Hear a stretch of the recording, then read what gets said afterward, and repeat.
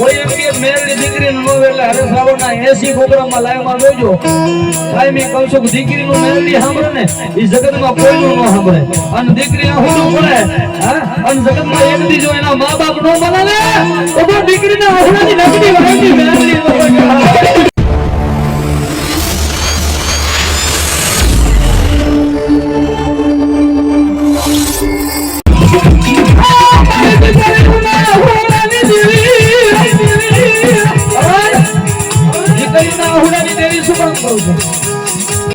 કોઈ એમ કે મેરડી દીકરી નો એટલે હરે સાવરના 80 પ્રોગ્રામમાં લાઈવમાં જોજો. ભાઈ મેં કહું છું કે દીકરીનું મેરડી સાંભળે ને એ જગતમાં કોઈનું ન સાંભળે. અને દીકરી આહુડું પડે અને જગતમાં એક દી જો એના મા બાપ નો બનાવે તો દીકરીના આહુડાની નકડી વાયની મેરડી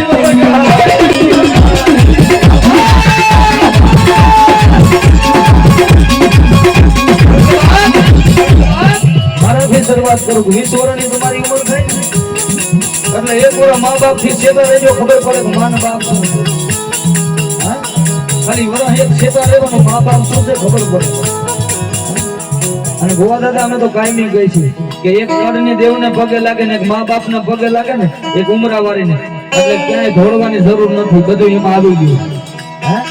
અત્યારે કોક વડીલ આપણા મા બાપ કે હવે તમને ન ખબર પડે, હા ઈ સાચી વાત છે.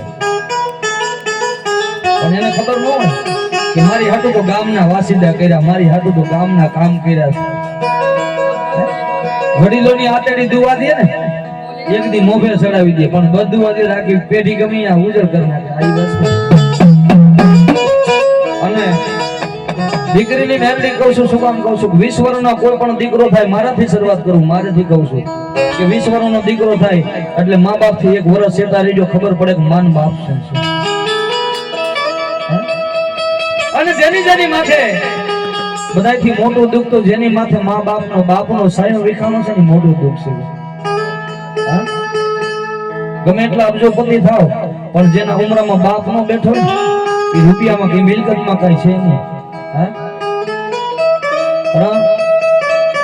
ગમે એવી પરિસ્થિતિ આવે, ગમે એવી ગરીબાઈ આવે, ગમે એવો સમય આવે, માથે લાકડીના ઘા થતા ને બાપ બેઠો હોય તેમ કે હું બેઠો છું, બેટા ચિંતા કરવાની. પણ જેનો નાની ઉંમરમાં જેનો બાપ મૂકીને વિયો કે છે ભાઈ, એનો કોક દી ખબર હાથ રાખીને જોજો કે આ તારો દી કેવો કે ચમરબંધી થી ચડેલા પાયામાંથી પડે પણ 90 વર્ષે બાપની ખોડ દેખાય બાલિયા. અબજોપતિ નો દીકરો થાય ને તો બાપની ખોડ દેખાય. એમાં દીકરીઓ છે ને ભાઈ કે 20 વર્ષની દીકરી થાય, પોતાના ભાઈઓ મૂકી દે, પોતાના મા બાપ મૂકી દે. 20 વર્ષની દીકરી થાય ને એટલે ભાઈઓ મૂકી દે, પોતાના માવતર મૂકી દે અને પોતાના મૂકીને પારકા પોતાના કરે. આપણે વરે એક દીકરાનું પાત્ર થઈશ તોય રેડા નથી રહી એકતા મા બાપ થી. આ તો 20 વર્ષની દીકરી થાય એટલે પોતાના ભાઈઓ પોતાના મા બાપ મૂકીને જ્યાં પોતાના મા બાપ મૂકે ત્યાં વહી જાય. પછી ત્યાં દુઃખ પડે ત્યાં કોણ સાંભળે?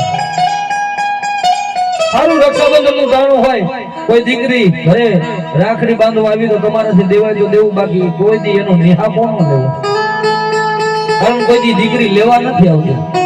જો નિસ્વાર્થ પ્રેમ હોય આખી જગતમાં તો બાપ ને દીકરીનો બે પ્રેમ, બાકી દીકરામાં અને બાપમાં સ્વાર્થ ના. 50 વીઘા જમીન હોય ને તરત કે બાપુ 25 વીઘા લખી દો. પણ નિસ્વાર્થ પ્રેમ હોય તો દીકરી કે બાપુ મારે કાંઈ જોતું નથી. સમજવા જેવા શબ્દ છે વાલા. ગરાક વગરની ગાહડી નો છૂટે. રોજ આવું ગવાતું નથી હોતું, પણ અમે તો કલાકાર નથી. એ આ લીમડા વાળી ગૌરાવે તો અમારી આ નાભીમાં ઉગે તો અમારા જેવા ભિખારીના ગાડા હાલે. પણ કહેવતમાં કીધું છે ને ભાઈ કે જેથી દીકરી પોતાના હારીએ વેલમાં હારા રક્ષાબંધનના ટાણા હોય, બાપુ એવા દાખલા છે જેનો ભાઈ નથી ને એ મધરાતે મેરડીને હોકારો કરે અને રક્ષાબંધનના ટાણે મેરડી કે ઘડીક વાર જો ભાઈનું રૂપ લઈને ન ઉતરું ને તો દીકરીના હુડાની મેરડી